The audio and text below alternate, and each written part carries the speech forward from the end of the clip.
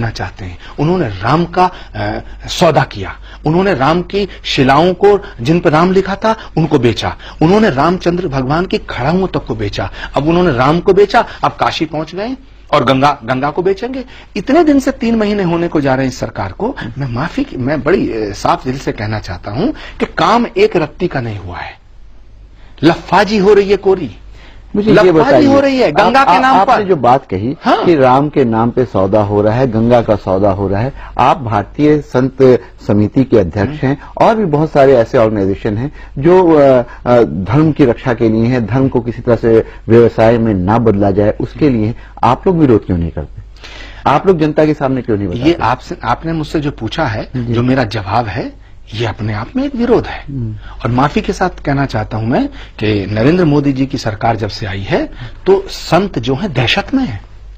संत दहशत में क्या मतलब? संत दहशत में है और जो संत सच बोल रहा है वो इनके निशाने पे है, वो इनके निशाने पे है।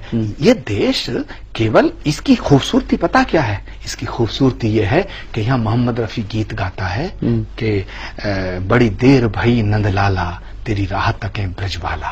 ये देश वो है जो अल्लामा इकबाल कहता है कि सारे जहां से अच्छा हिंदुस्तान हमारा। ये वो देश है जिसकी तहजीब को गंगा जमनी तहजीब कहा गया है। ये वो देश है जब देश के टुकड़े हुए धर्म के नाम पर तो मुसलमानों ने ये कहा कि हम पाकिस्तान नहीं जाएंगे। ये वो देश है जिस देश की आजादी के लिए अगर भगत सिंह का खून बहा है तो अशफाक को फांसी दी गई है। उसकी कुर्बानी और उसकी शहादत इसमें, इस मिट्टी में शामिल है। अशफाक उल्लाह खां से जब पूछा अंग्रेज ने कि तुम्हारी आखिरी ख्वाहिश क्या है, उसने कहा कि कुछ आरजू नहीं, गरारजू तो ये है, लाकर जरा सी रख दो खाके वतन कफन में। मैं पूछना चाहता हूं कि क्या वो अशफाक उल्लाह खां की कुर्बानी को क्या जवाब देगा आरएसएस? वीर अब्दुल हमीद ने पाकिस्तान से लड़ते हुए दुश्मन के टैंक तोड़े थे, अपने बदन की बोटियां। ये देश सबका है। चंद्रशेखर आजाद ने अगर इस देश के लिए कुर्बानी दी है तो ये देश क्या केवल ब्राह्मणों का है? भगत सिंह ने अगर इस देश के लिए कुर्बानी दी है तो इसलिए दी गई थी कि ये देश केवल सरदारों का है? अशफाक उल्लाह खान ने अगर कुर्बानी दी तो क्या ये देश केवल मुसलमानों का है? ये देश जितना हिंदुओं का है उतना ही मुसलमानों का है। आपने बड़ी अच्छी बात कही कि ये देश जितना हिंदुओं का होता है उतना मुसलमानों का है, लेकिन रह रह करके कुछ ऐसी चीजें होती हैं जिससे मुस्लिम समाज की अगर बात करें, आपने नाम लिया है तो मैं आपसे सवाल कर रहा हूं कि उनको ये लगता है कि शायद उनके साथ यहां पे न्याय नहीं हो रहा है।